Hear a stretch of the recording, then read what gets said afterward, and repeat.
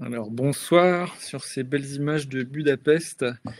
On commence ce webinaire qui va parler des études d'ingénieur à l'ICEN, donc sur l'un des campus de l'Ouest.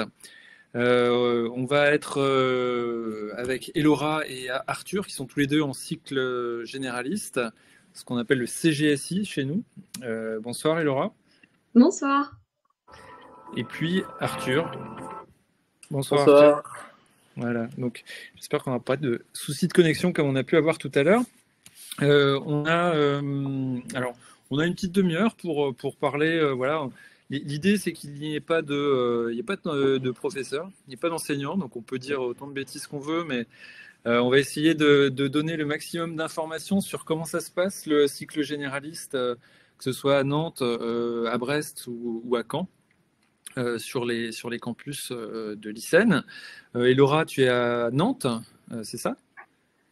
En deuxième année. Et puis Arthur, tu es à Brest, mais tu connais bien Elora, vu que tu étais à Nantes l'année dernière. Ouais, c'est ça, exactement. Voilà, mais rien à voir, vous entendez plutôt bien. C'est pas à cause d'Elora que tu es parti, quoi. Non, je rigole.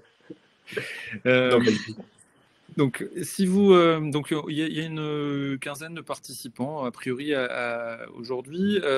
Si vous avez des questions, faut les poser dans le chat. Ça va aller assez vite. L'idée, c'est pas qu'on reste 3 heures non plus à discuter, mais que vous ayez une bonne vision et que vous ayez pu avoir des réponses à vos questions sur comment ça se passe. Donc au niveau des admissions, sur la vie à l'école, sur les clubs, sur le sport, sur les campus, sur l'hébergement, sur le concours, enfin, toutes les questions qui peuvent vous traverser l'esprit, il faut les poser dans le chat, puis on tâchera d'y répondre via Elora ou Arthur. Honneur aux dames. Elora, peut-être, tu vas pouvoir nous dire un petit peu ton parcours et puis comment tu es arrivé à l'ICEN Nantes. Tu étais en terminale il y a 2 ans. Exactement.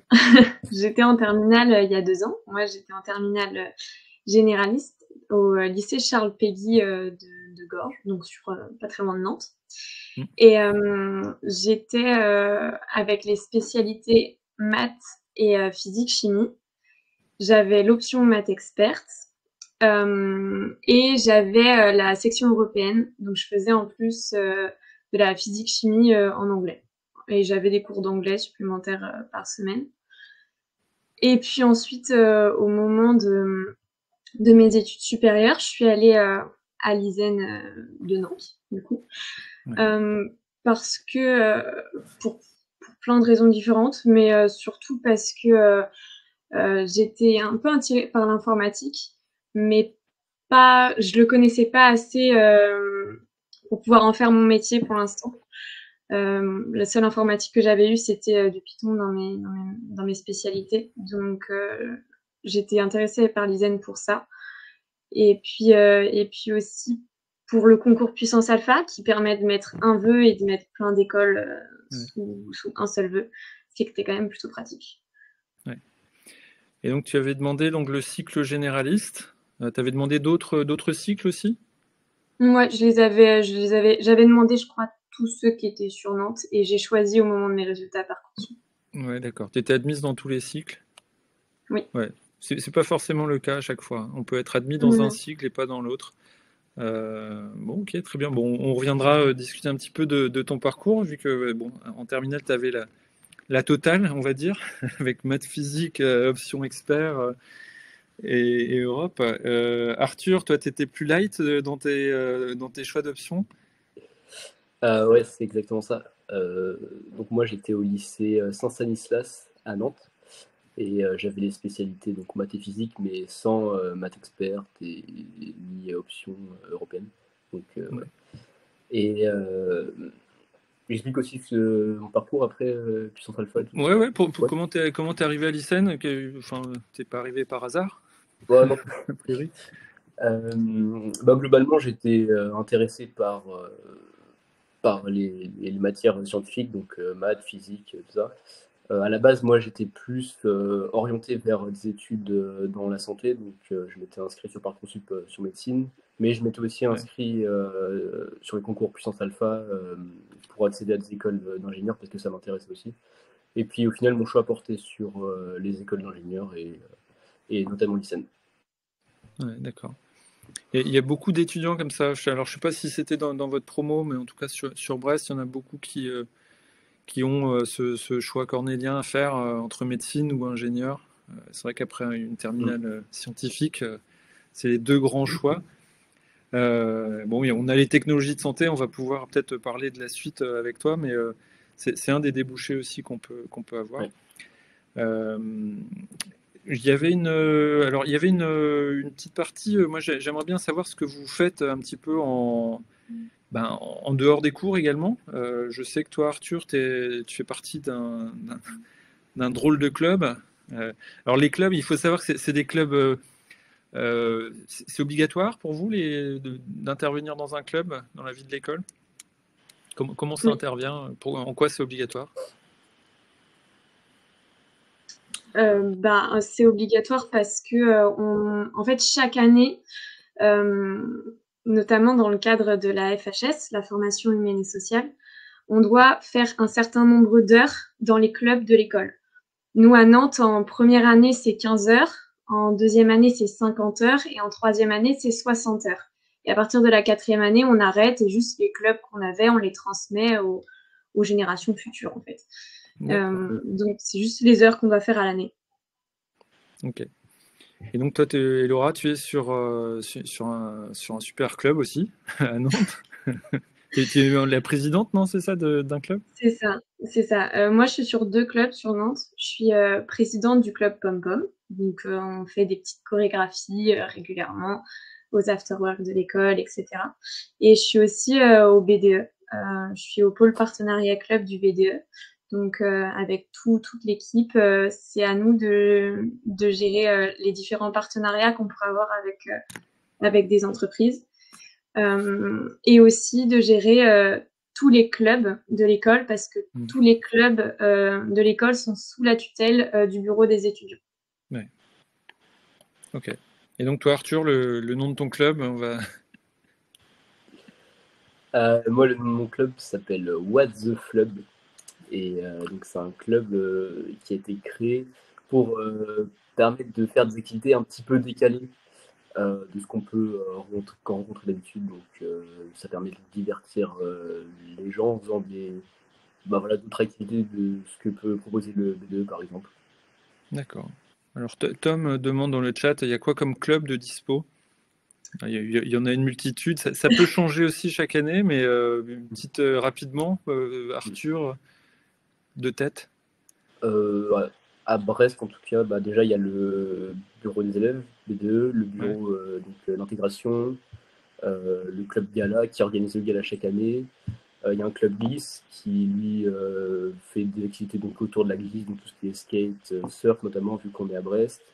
Franchement, il y a plein de clubs, je ne saurais même pas tous lister, mais il y a aussi la possibilité de créer son club chaque année. Donc, si les nouveaux arrivants ont des idées, il n'y a pas de souci avec ça, ils peuvent proposer leurs idées. Oui, c'est ça. Donc il y a des standards, il y a des choses qui sont reconduites chaque année, évidemment, donc le bureau des sports, etc. Et puis il y a des nouveaux clubs qui peuvent être créés. Et Laura, de mémoire, toi, sur Nantes, le type de club? Oh là, on en a beaucoup aussi et c'est fluctuant chaque année. Pour en citer la plupart, on a le Comptoir, qui est un gros club qui se charge de fournir la nourriture et les boissons dans les soirées. Il y a les gros clubs de base, le bureau des étudiants, le bureau des sports, le bureau d'intégration. Il y a aussi le club Gala, pareil. Il y a un club musique, il y a un club de rap, il y a un club de danse, du coup. Mais il y a aussi des clubs un poil plus électroniques. On a tout ce qui est Modélec aussi.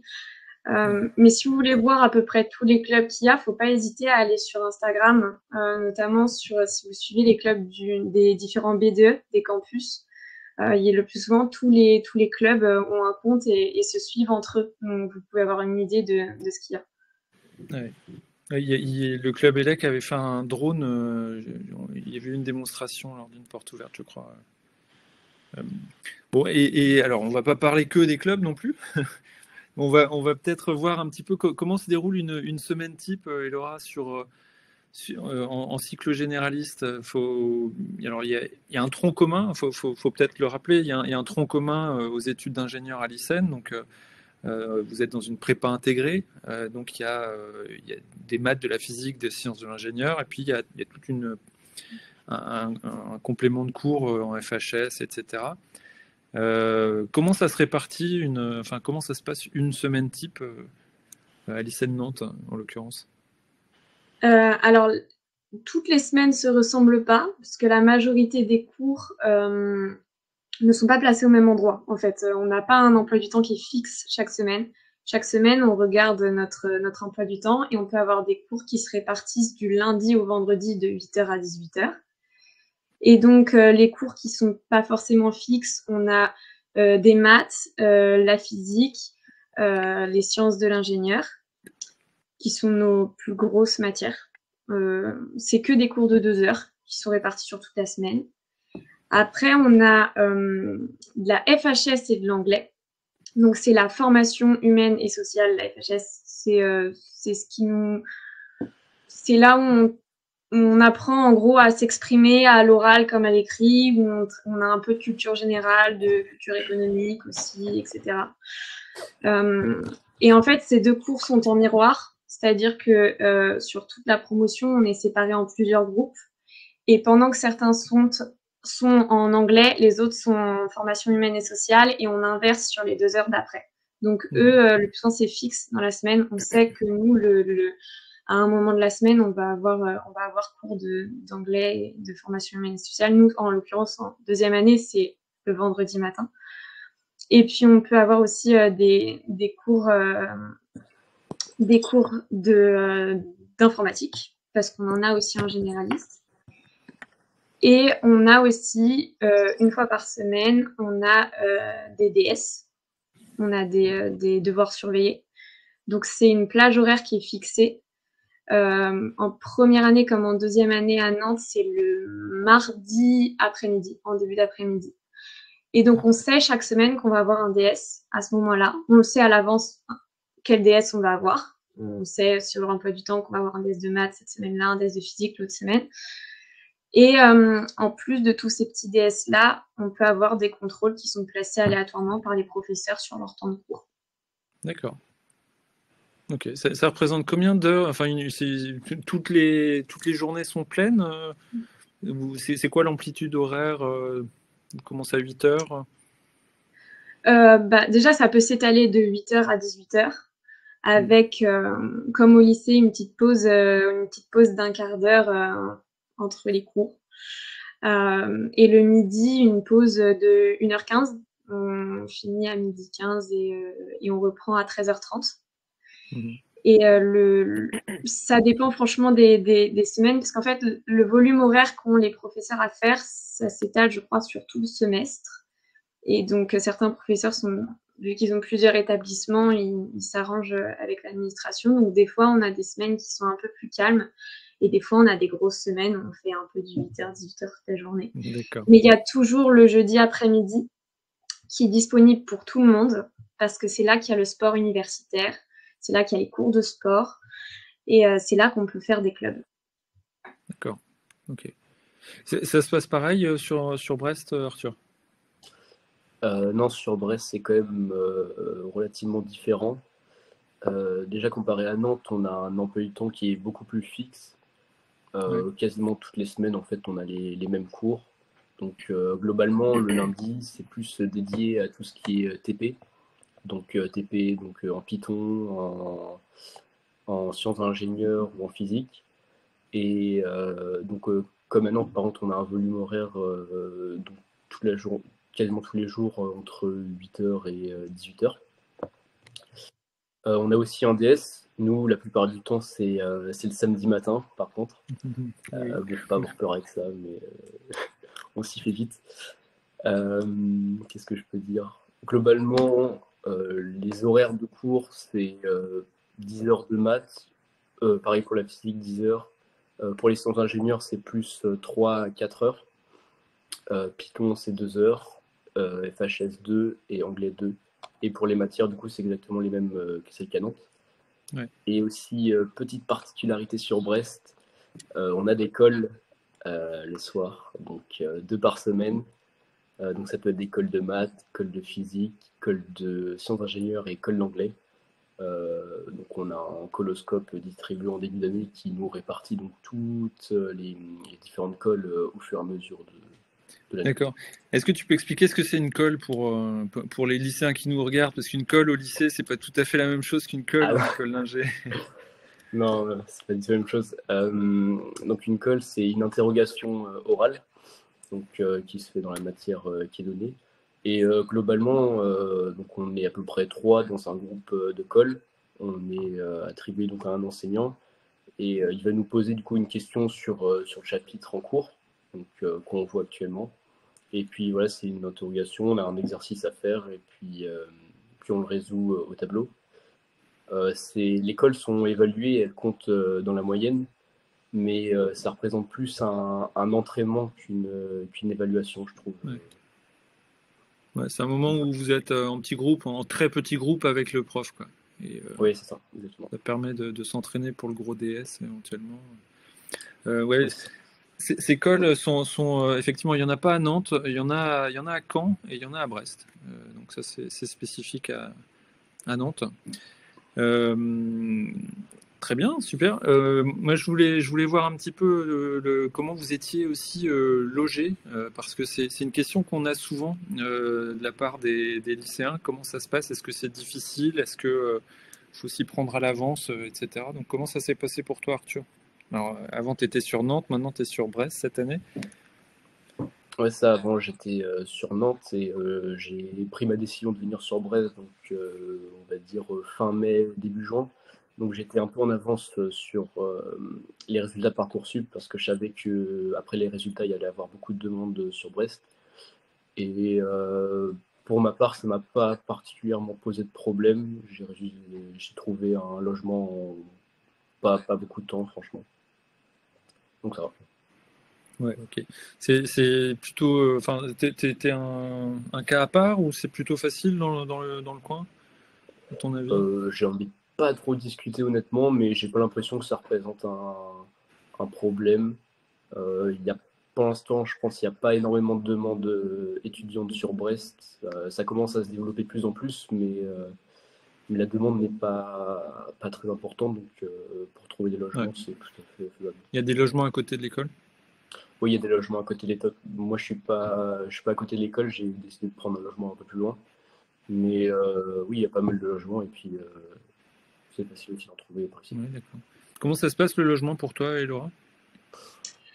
Alors moi, je suis dans un studio situé à Carquefou, parce que l'école sur Nantes est à la limite de Nantes, dans le nord de Nantes, donc on est près de Carquefou.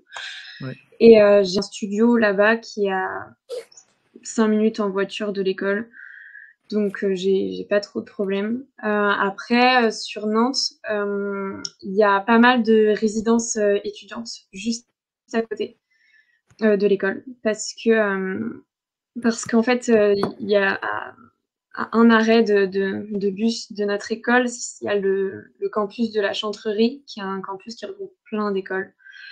Donc c'est très étudiant par là. Et notamment, si on veut, les deux campus qui sont les plus près, c'est les Arlésiennes qui sont à 5 minutes à pied. Et il y a aussi sur notre campus, les dortoirs de l'ICAM, qui sont l'école qui est juste à côté de nous, où les Zizaniens peuvent aussi prendre un logement là-bas.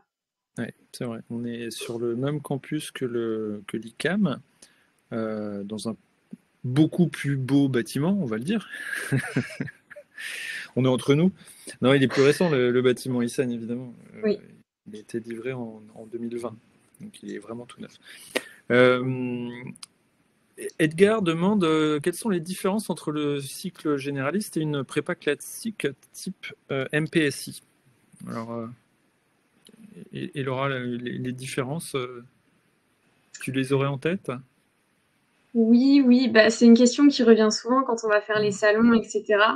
C'est une question qu'on s'est posée aussi quand on a dû aller en prépa classique ou en prépa intégrée. Je dirais que c'est aussi la grosse différence, c'est votre manière de travailler. En prépa intégrée, il n'y a pas de concours. Donc, on suit le même programme qu'une prépa classique. Mais en fait, on fait le programme dont on a besoin pour être ingénieur, puisque notre objectif, c'est d'être ingénieur à la fin, on le sait. Une prépa classique, l'objectif, ça va plutôt être de préparer les concours qui sont pour après, qui sont pas forcément des concours d'ingénieur, puisqu'on peut aussi être chercheur après une prépa classique, etc. Donc, ce qu'on apprend, enfin moi, si j'ai choisi une prépa intégrée, c'est aussi surtout parce que ce qu'on apprend, on a plus de chances que ça nous serve quand même plus tard que quand on va dans une prépa classique où on va apprendre plus de choses. Mais on va apprendre plus de choses pour un concours et on ne sait pas si ça continuera à nous servir après le concours. Ça a un impact aussi peut-être sur l'ambiance de la classe Bah, il y a pas de concours entre nous. On sait qu'on peut tous s'aider. Déjà, il y a la vie étudiante à côté. C'est-à-dire que, bah, par exemple, les horaires de club, ça serait un truc qui serait pas forcément possible dans une prépa classique. Et on sait qu'on peut se permettre de faire ça parce que bah, ce genre de club, ça fait aussi partie de la formation d'un ingénieur parce que on apprend à gérer une équipe, on apprend à gérer des événements, on apprend à gérer des projets. Donc cette partie de la formation, on ne pourrait pas l'avoir si on était en prépa classique.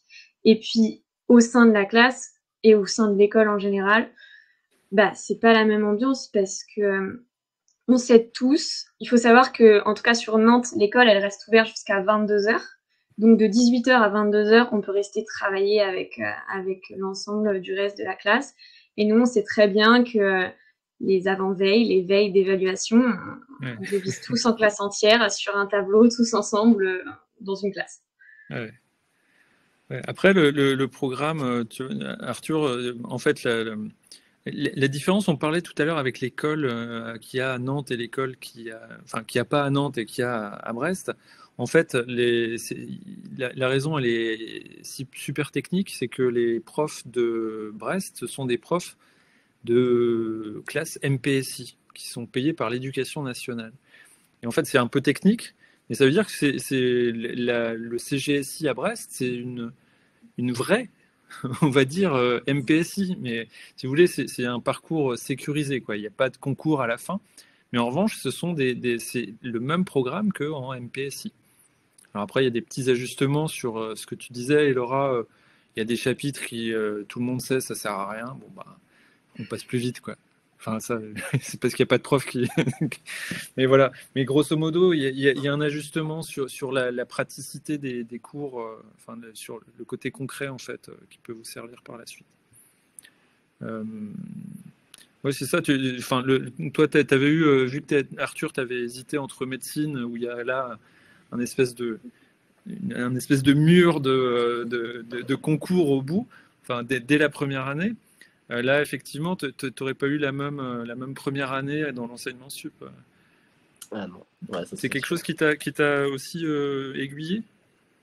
Oui, beaucoup. Bah, je parlais justement de sécurité lorsque j'ai choisi de faire les concours puissance alpha. Et ouais, franchement, les concours médecine, en voyant des retours d'anciens de première année de médecine qui en parlaient, pour moi, c'était l'enfer sur Terre. Mais non, c'est quelque chose qui m'a pas mal refroidi là-dessus.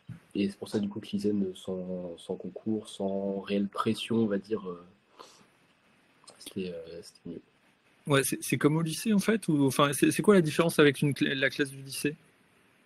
La charge de travail, peut-être, mais Ouais, il y a quand même plus de charge de travail.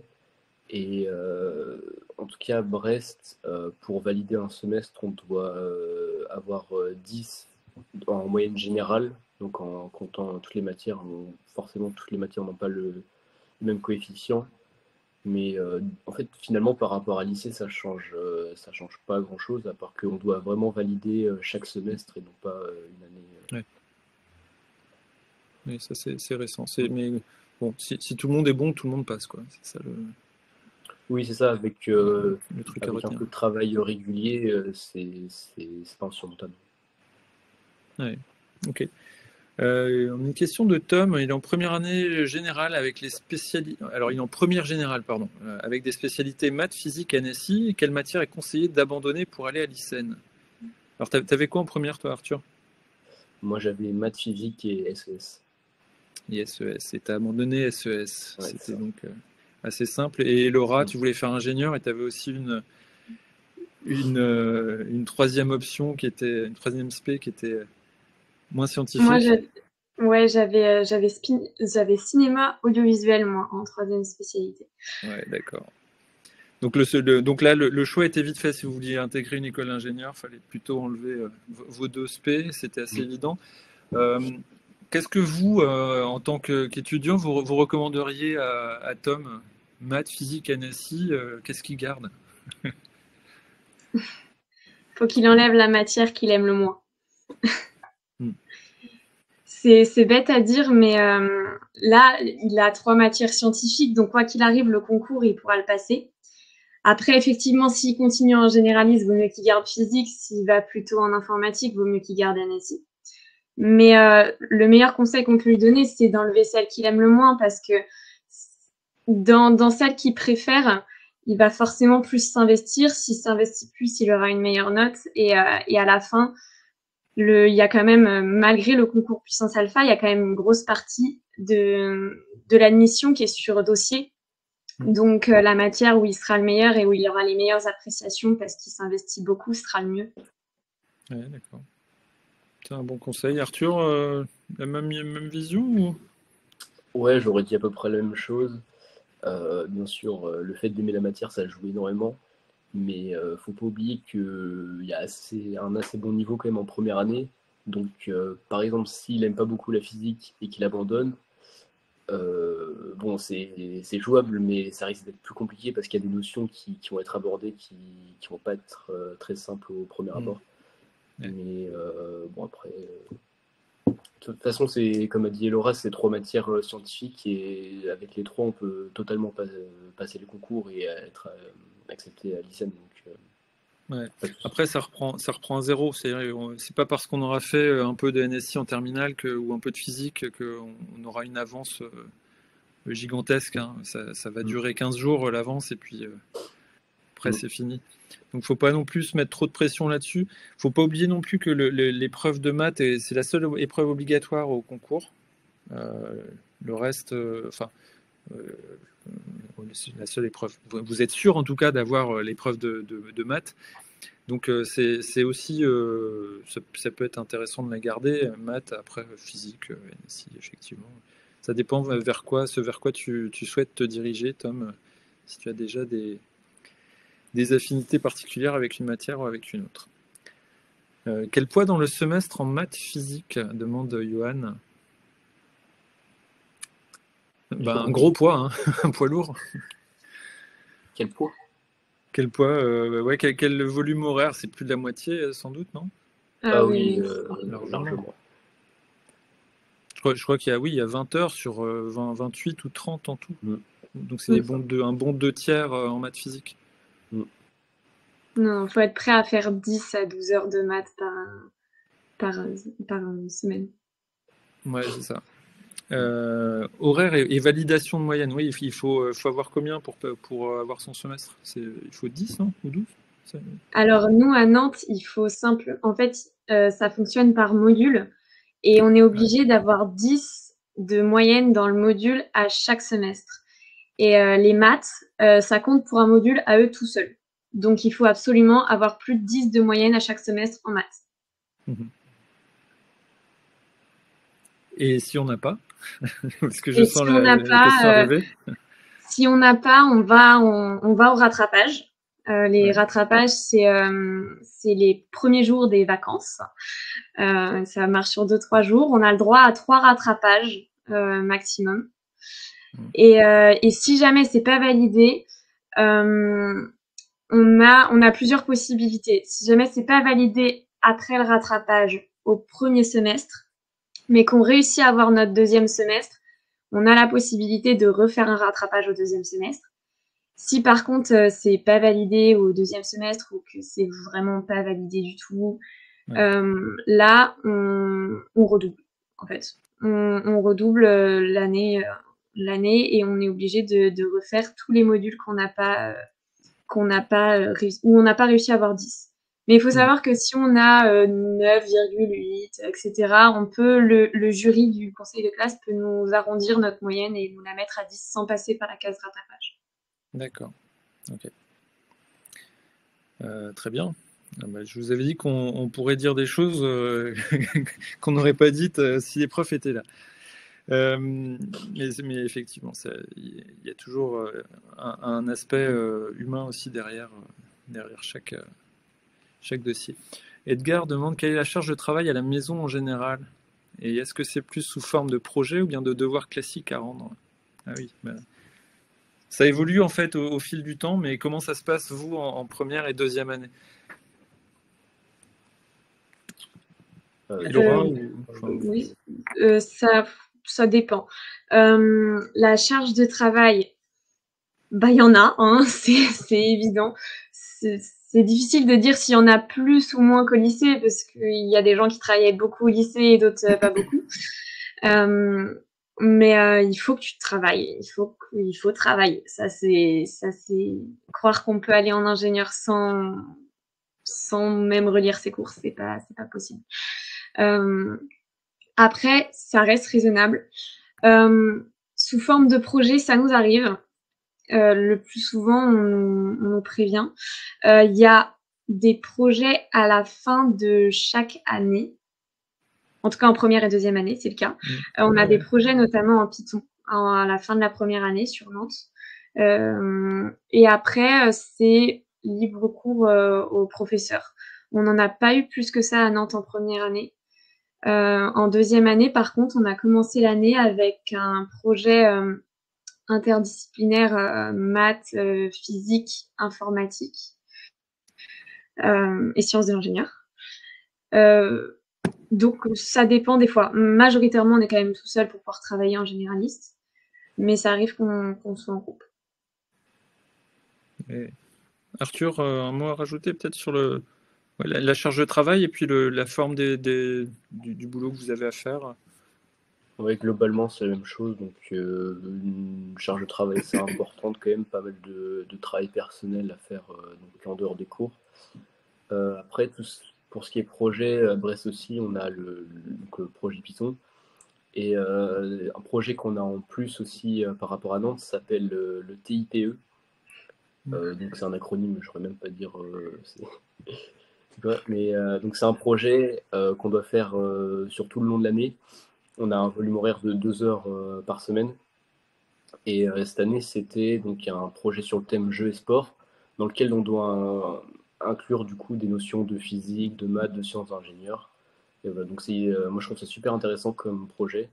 Ça permet notamment de travailler en groupe, de travailler sur des notions qu'on voit en cours, mais du coup sur quelque chose de concret et qu'on aime. Et du coup, c'est très bien.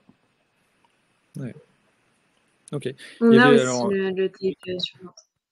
Ah ok, je savais pas. Ouais. Il y avait en troisième année, vous avez aussi un projet qui s'appelle l'oxymètre de Pou. Donc c'est un projet sur plusieurs jours, plusieurs semaines. J'ai plus en tête combien de jours. Et puis en quatrième année, il y a aussi un gros projet qui dure 10 ou 12 semaines, et puis qui est qui est fait en binôme, qui est donc là c'est la quatrième année, hein, mais qui est vraiment axé. Alors vous avez un petit budget, vous avez un cahier des charges, vous avez un client, et il faut se bouger pour rendre la chose viable. Ça peut être de l'électronique, de l'informatique, il y a un peu de mécanique parfois, du dessin, du concept. Mais voilà, on a plein de vidéos sur la chaîne ICN West, sur la chaîne YouTube, que vous pouvez aller voir si vous souhaitez. On est déjà là depuis 38 minutes. Est-ce que, alors si le chat a d'autres questions, on va se donner encore quelques minutes pour parler peut-être de la suite. Arthur, toi, est-ce que tu as des idées sur ta vie future? Alors, tu es encore en deuxième année, hein, mais Il va falloir, à la fin de la 3e année, choisir ce qu'on appelle un domaine professionnel chez nous et voir donc un secteur d'activité qui t'intéresserait en particulier ou qu'est-ce que tu en tête? Bah, honnêtement, pour l'instant, c'est un peu flou parce que les notions qu'on voit sur les 2 premières années, elles sont assez théoriques. Donc finalement, on voit pas de choses concrètes qui pourraient nous orienter vers un domaine en particulier. Après, je sais que justement, moi, il y a le domaine de la médecine qui m'intéresse. Donc pourquoi pas m'orienter vers les technologies médicales. Mais je sais qu'aussi, je suis intéressé par tout ce qui est économie, donc tout ce qui est secteur ingénieur d'affaires et tout, voilà, ça pourrait m'intéresser. Donc voilà, j'ai quelques pistes après à voir du coup au cours de la 3e année sur lesquelles je m'orienterai. Ouais, c'est plus en 3e année que vous avez plus d'infos pour vous orienter. C'est vrai que la partie généraliste, c'est un peu particulier parce que vous l'avez choisi parce que vous aimiez les sciences aussi. Toi, tu avais un petit attrait pour l'éco en première et puis la médecine. Bon, ça se retrouve un peu dans ce que tu viens de me dire. Et puis Laura, toi, comment ça se présente? Pour l'instant, les matières dans lesquelles je m'en sors le mieux et ce qui me plaît le plus, c'est plutôt les matières d'informatique. Ok. Sauf que, étant donné que l'informatique qu'on fait en généraliste est quand même, c'est pas la même dose de travail que dans le cycle informatique de l'ISEN.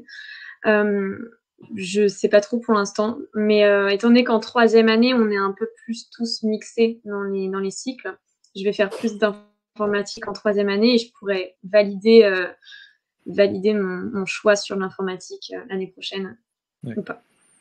Ah oui. Alors après, il y a pas mal de choses sur l'informatique. Tu as de la cyber, tu as de l'IA, tu as du développement logiciel, voire même du système embarqué. Donc effectivement, il va falloir creuser un peu l'année prochaine. Mais bon, ok, c'est cool. Il y a Ilona qui demande quel cursus pour ingénieur d'affaires. Est-ce qu'il y a une année de césure en école de commerce?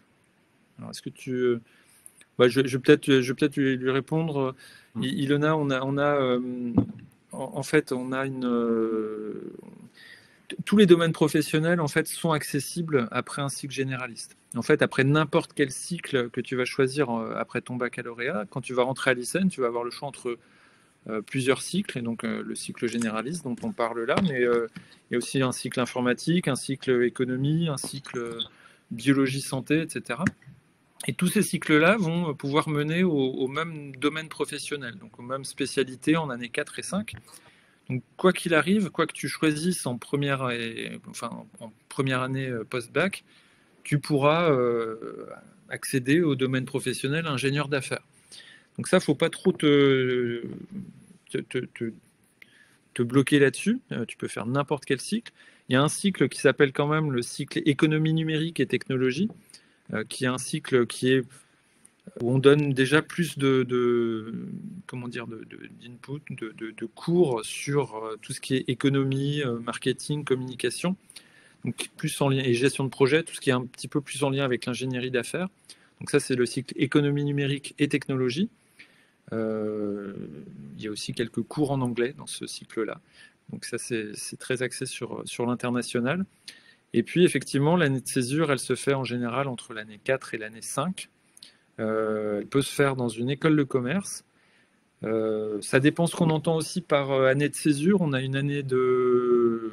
Alors, on a un double diplôme, en fait, qui est également possible avec le Rennes School of Business, sur un diplôme en particulier qui permet de faire en parallèle de son domaine professionnel à l'ICEN, de faire en parallèle le diplôme de Rennes School of Business. Donc ça, il y a plus d'informations sur la page double diplôme sur nos sites internet. Et c'est quelque chose qui peut être assez intéressant. Donc on a soit l'année de césure dans plusieurs écoles de commerce, notamment à Brest, il y a BBS. On a Bordeaux et Marseille pour Kedge. On a Audencia pour Nantes. Et puis on a Rennes School of Business pour Rennes. Et avec ce petit plus pour Rennes, avec ce fameux double diplôme qu'on peut faire au sein même de l'ICEN, voilà, sans perdre une année. Mais ça, il y a plus d'infos sur les sites ICEN. Très bien. Autre chose à dire, mesdames, messieurs? On est bon. S'il n'y a plus de questions, alors il y a Edgar qui a l'air de vouloir poser une question. On va attendre qu'il la pose. Eh bien non, c'était pour dire merci. Merci Edgar de tes remerciements. On va se laisser sur ce merci. Merci Laura, merci Arthur, c'était cool de vous avoir avec nous ce soir. Et puis j'espère que vous aurez des bonnes calls et puis des bons DS à venir. Merci beaucoup, merci à vous. À bientôt, j'espère. Merci. Au revoir. Au revoir.